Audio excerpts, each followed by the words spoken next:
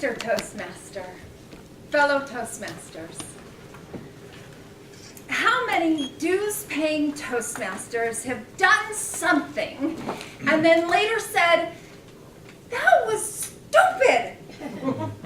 Why show of hands? Okay. How many dues-paying Toastmasters find communication essential and yet find yourself falling short in relationships? How many dues-paying Toastmasters have met people you don't get along with? There are about 30 normal people in this room. In an age where learning a new idea, a fact, or a truth can happen at the speed of thought, at our fingertips,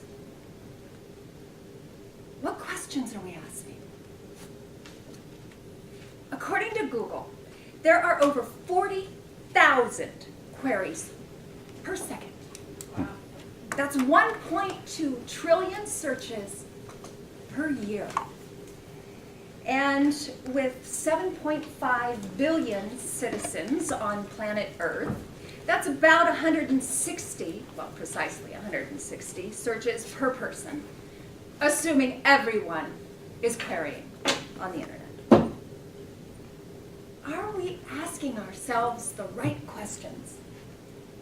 Are we asking ourselves, how can we learn from this? How can we learn from this situation, this person, this relationship?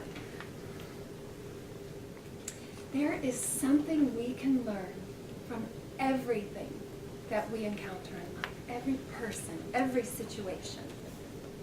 When I was 6 years old, I had a big wheel.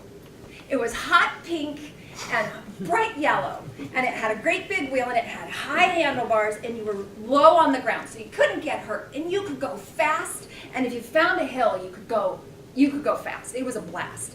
So we moved, and I was discovering the new landscape around where I was living, and I found a great hill, and I was going down it, and next thing I know, this little girl comes racing out after me, and she's chasing me, and she's saying, "Get off my tricycle! Get off!" And she tried hitting me, she tried pulling me off it, and I go as fast as I can back home. And I said, "Mom, we gotta move. There's this crazy girl out there, and she wants my tricycle." It turns out that her mom talked to my mom. We had the same tricycle. And she apologized, and we became best friends.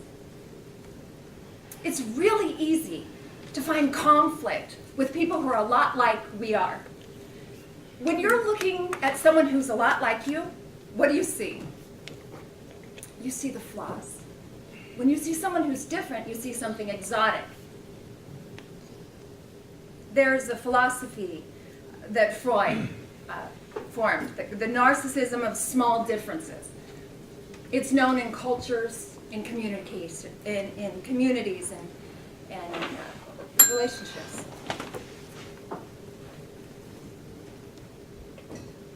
Eight years ago, my dad died.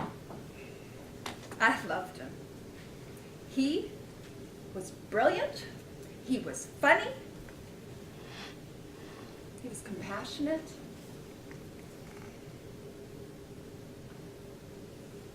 He was here in my life. And then he got pancreatic cancer and was gone. And we had so many more years that we had to work on our relationship. We had to work on our relationship. We were working on our relationship. And we were making progress. And we were supposed to have 30, at least, more years. And the week he died, a man I barely knew, I'd been on Farmville, and he bought me a lot of really cool roses and flowers and animals, befriended me. I allowed him to come into my life and to lavish me with attention and gifts and promises and time. Oh, how I wanted time. I wanted time with my dad. I didn't know him very well. And he swooped in when I was vulnerable, and I married him. And he was abusive. And here I was married. And for all of you single folks out there, for those of you who are, here's the lesson. Look before you leap. Get to know someone. There's a Yiddish saying, Picasso, Paquiso, Picoso. See someone drunk, see someone mad, and see someone in financial dealings. Ooh. And you know that person. So now I'm single. My calendar is open. Difficult relationships, whether they continue to grow or they end, we learn about ourselves, how to become better. In Judaism, it is said that it is easier to part the Red Sea, or the Sea of Reeds, however you want to interpret it, than to bring two people together. It's also said that it is easier to part the waters than to change.